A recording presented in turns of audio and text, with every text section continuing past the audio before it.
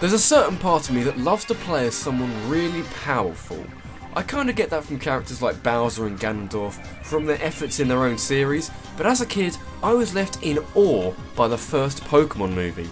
It was kind of like, oh my god, Mewtwo's amazing, I want! And then Super Smash Bros. Melee came along and delivered. I went quite a while not knowing that Mewtwo was in the game. The requirement to unlock him is 20 hours of playtime, or 700 versus matches, and frankly, I didn't have that kind of patience as a kid. So one day, holy shit, Mewtwo is in Super Smash Bros. Melee. But unfortunately, Mewtwo never kind of stuck with me. He's a strange combination of a tall, very floaty, and yet pretty strong character. It technically means that he's very easy to hit, surprisingly easy to KO, but he can still fight back. You're not going to get a lot of work done with him, but you're going to have a lot of fun in the process. He also is kind of the precursor to all the bigger and stronger Pokemon like Charizard and Lucario, especially Lucario and the whole sort of dark power thing. Mewtwo's not very useful, but I have a lot of fun messing around with him. Simple, really.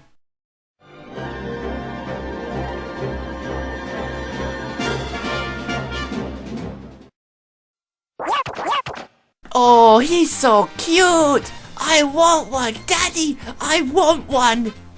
Oh Yoshi, why are you so damn lovable? Even if you ignore how Yoshi plays as a character, you want to play as one just because it has so much charm. I mean, yeah, Pichu is cute and all, but you can actually use Yoshi to wreck people a little bit more effectively. Yoshi is reasonably fast, reasonably mobile, and also reasonably powerful, meaning that he can cope with most characters without much difficulty. He also has some moves that are just so much fun to use, like the egg roll where you just fly around the stage flattening people in your way, and the Yoshi bomb, which is like the Bowser bomb but less Bowser-y. But there is a gigantic downside to using Yoshi. While you can easily get in there and rack up the damage, if you're knocked away and off the stage, you're gonna really struggle to recover, because Yoshi doesn't have a proper third jump. Instead, Yoshi has a floaty second jump, like in his own games. That can be very useful for getting around normally, but I find it more annoying than anything else when you're trying to get back on the stage. And the move that replaces his third jump? It's an egg. Just an egg.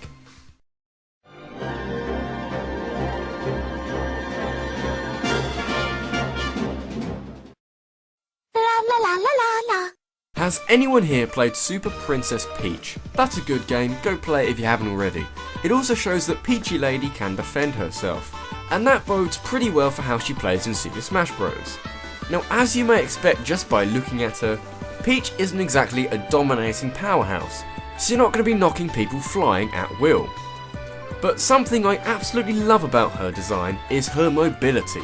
It can be a little tricky to get used to, but her ability to literally float in mid-air, a la Super Mario Bros. 2, and her parasol mean that you can stay in the air for a really, really long time.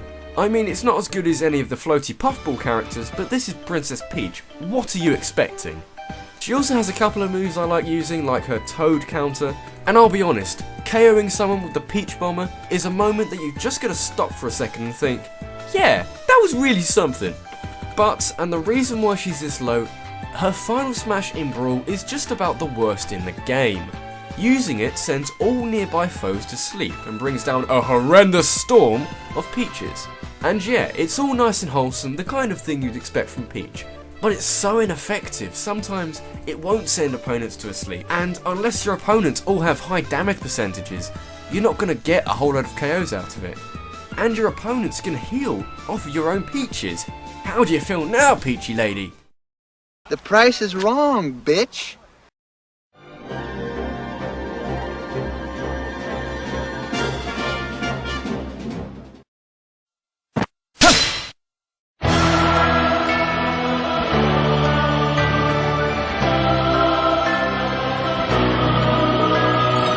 Link is a surprisingly standard character. I suppose when you're first going to pick up any copy of Super Smash Bros., especially if you're a very strict Nintendo fan, you're immediately going to play it as either Mario or Link. And yes, well done to HAL Laboratory for making them the easiest characters to pick up and use. Something that bugs me though is that, like Ice Climbers to a certain extent, he doesn't really have a trait that you can look at and think, yeah, I can really dominate people with that. But you could also argue that it's hardly a bad thing, so that if you're good at using Link, it means you are actually good at the game rather than getting the occasional smash attack that obliterates your opponent, like some of the heavier characters. But there are still tons of positives with Link. The 500,000 items he has in the Zelda games are well condensed to a sword, bow, boomerang, bombs and a hookshot, covering all the basics from the Zelda universe, as well as a burly and flashy final smash and brawl. It means there are so many different ways to do damage to opponents, even if you're almost never going to use the bombs.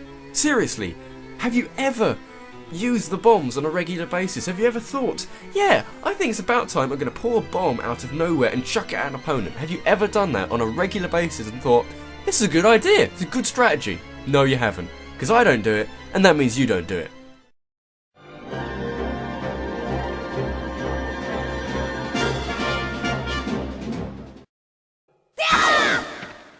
I could honestly copy and paste from the last entry, but I'm not that cheap. Young Link is basically Link, but faster, a bit more mobile, but at the cost of being much weaker. Other than that, there's not a lot that can be said other than, oh my god, fire arrows!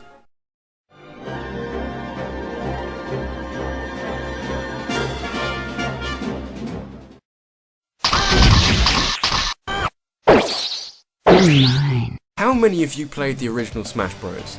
It's a decent game even if it does show its age when compared to Melee and Brawl. It's also home to the first Smash Bros characters like Mario, Link and others. And by far the worst character in the original game is Samus. Playing as Samus in the first game is a challenging experience. She's slow, floaty, has a whole load of sluggish moves that struggle to knock anyone off the screen, and if you put up against a character like Kirby, who's kind of like the opposite, you're in big trouble. Thankfully, when she was brought back from Melee and Brawl, she was greatly improved on. Samus in Melee just seems more versatile, with faster projectiles and some burly KO moves that were really lacking in Smash 64.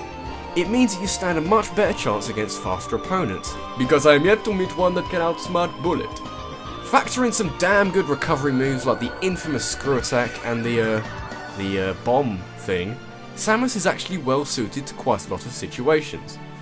This, however, is set back by Brawl, where Samus' fantastic projectiles and KO moves are toned down in favour of even more versatility. She's got no more extra firepower, but the use of a ridiculous final smash that just kind of, wow, brings out Zero Suit's Samus and a whole new way of playing.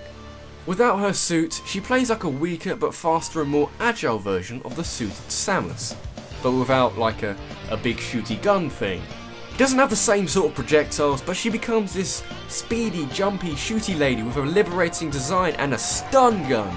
It's kind of like Zelda and Sheik, except for the fact that suited Samus was a decent character to start with.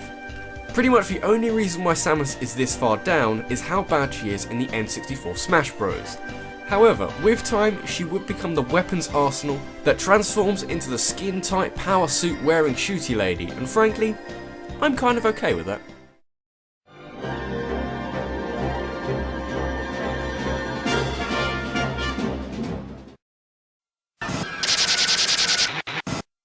Nintendo and HAL got a lot of credit for introducing people to series that they otherwise wouldn't really check out, through the use of characters from that series.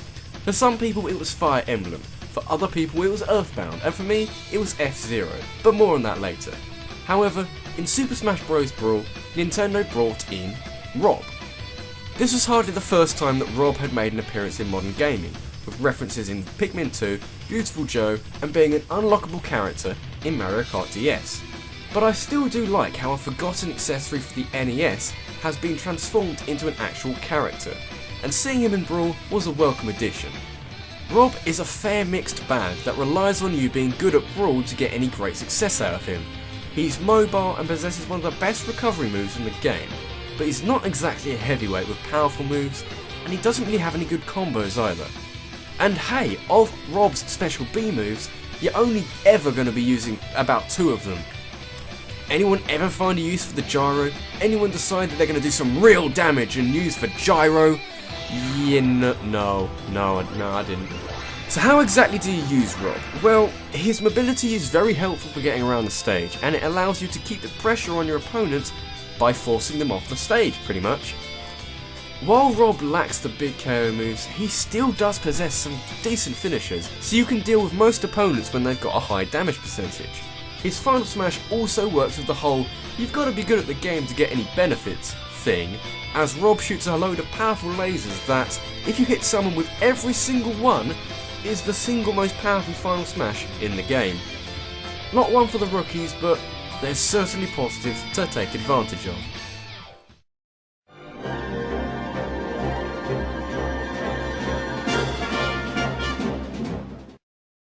Woohoo! Like Link, Mario is just about the easiest character to pick up and play when it's your first time. Besides, there is a reason why he's used in the tutorials, a character with very understandable physical moves and combos that are very helpful as you feel your way into the game. But that's the problem. In basically every multiplayer game with stats, Mario is the super balanced character. He's not too powerful, not too sluggish, he's the average and standard character for everyone to pick up and play.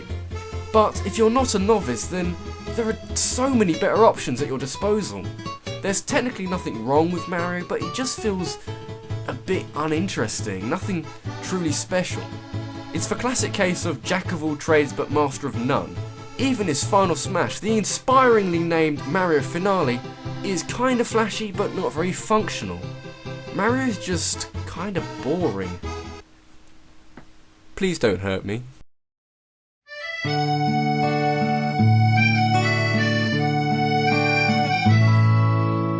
引っこ抜かれてあなただけについてゆく今日も運ぶ戦う増えるそして食べられる